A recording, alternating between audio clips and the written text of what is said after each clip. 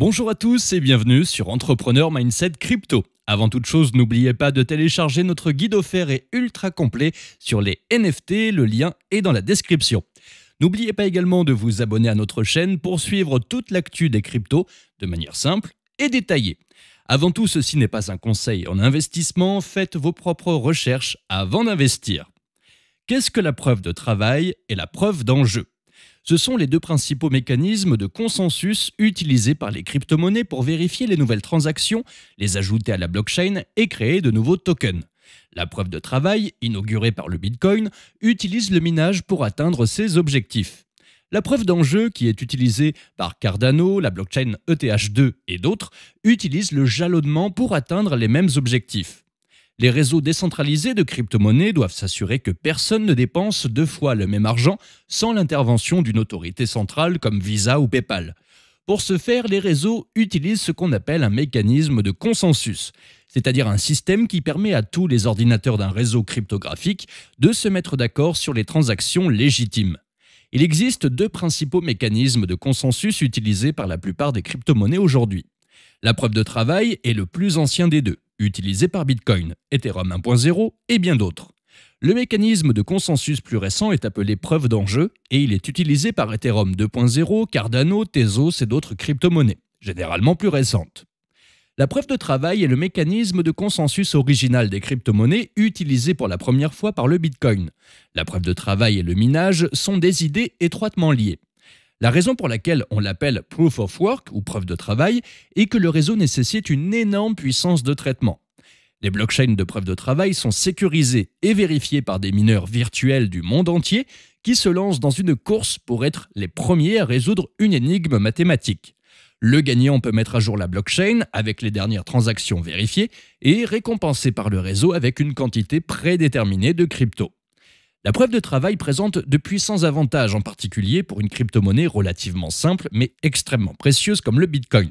Il s'agit d'un moyen éprouvé et robuste de maintenir une blockchain décentralisée sécurisée. Plus la valeur d'une crypto-monnaie augmente, plus les mineurs sont incités à rejoindre le réseau, ce qui accroît sa puissance et sa sécurité. D'un autre côté, il s'agit d'un processus énergivore qui peut avoir du mal à s'adapter au grand nombre de transactions que les blockchains compatibles avec les contrats intelligents comme Ethereum par exemple peuvent générer. C'est pourquoi des alternatives ont été développées, dont la plus populaire s'appelle la preuve d'enjeu. Les développeurs d'Ethereum ont compris dès le début que la preuve de travail présenterait des limites d'évolutivité qu'il faudrait éventuellement surmonter, et en effet, à mesure que les protocoles de finance décentralisés, ou DeFi, d'ailleurs, vous pouvez regarder notre vidéo à ce sujet, alimentés par Ethereum ont gagné en popularité. La blockchain a eu du mal à suivre, ce qui a entraîné une hausse des frais. Alors que la blockchain Bitcoin doit principalement traiter les transactions Bitcoin entrantes et sortantes, la blockchain Ethereum doit également traiter un large éventail de transactions DeFi, de contrats intelligents stablecoin, de monnaie et de vente NFT, ainsi que toute autre innovation que les développeurs pourraient proposer à l'avenir. Leur solution a été de construire une toute nouvelle blockchain ETH2, qui a commencé à être déployée en décembre 2020 et devrait être terminée en 2022. La version améliorée d'Ethereum utilisera un mécanisme de consensus plus rapide et moins gourmand en ressources, appelé Proof of Stake, preuve d'enjeu. Les crypto-monnaies, notamment Cardano, Tezos et Atmos, utilisent toutes des mécanismes de consensus de preuve d'enjeu, l'objectif étant de maximiser la vitesse et l'efficacité tout en réduisant les frais. Dans un système de preuve d'enjeu, le jalonnement a une fonction similaire à celle du minage de la preuve de travail, en ce sens qu'il s'agit du processus par lequel un participant du réseau est sélectionné pour ajouter le dernier lot de transactions à la blockchain et gagner quelques cryptos en échange. Les détails exacts varient selon les projets, mais en général, les blockchains Proof of Stake emploient un réseau de validateurs qui contribuent ou mettent en jeu leur propre crypto en échange d'une chance de valider une nouvelle transaction, de mettre à jour la blockchain et de gagner une récompense.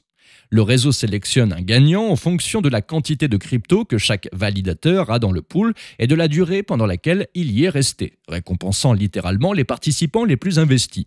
Une fois que le gagnant a validé le dernier bloc de transaction, les autres validateurs peuvent attester que le bloc est exact. Lorsqu'un nombre seuil d'attestation a été effectué, le réseau met à jour la blockchain.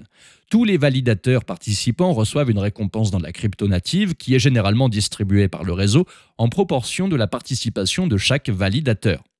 Devenir un validateur est une responsabilité importante et nécessite un niveau assez élevé de connaissances techniques. Le montant minimum de crypto que les validateurs doivent mettre en jeu est souvent relativement élevé. Pour ETH2, par exemple, c'est 32 ETH. Et les validateurs peuvent perdre une partie de leur mise via un processus appelé slashing si leur nœud est hors ligne ou s'ils valident un mauvais bloc de transaction. La consommation d'énergie est l'une des principales différences entre ces deux mécanismes de consensus. Étant donné que les blockchains à preuve d'enjeu n'obligent pas les mineurs à dépenser de l'électricité, la preuve d'enjeu permet au réseau de fonctionner avec une consommation de ressources nettement inférieure. Les deux mécanismes de consensus ont des conséquences économiques qui pénalisent les perturbations du réseau et contrecarrent les acteurs malveillants. Dans le cas de la preuve de travail, la pénalité pour les mineurs qui soumettent des informations ou des blocs invalides est le coût irrécupérable de la puissance de calcul et de l'énergie et du temps. Dans le cas de la preuve d'enjeu, les fonds cryptographiques misés par les validateurs servent d'incitation économique à agir dans l'intérêt du réseau. Dans le cas où un validateur accepte un mauvais bloc, une partie des fonds qu'il a mis en jeu sera coupée à titre de pénalité. Merci à tous de nous avoir suivis, on se donne rendez-vous à la prochaine vidéo. En attendant, vous pouvez aller regarder nos autres vidéos disponibles. N'oubliez pas de vous abonner, de donner vos avis en commentaire et de partager la vidéo avec quelqu'un qui a besoin de la voir. À bientôt.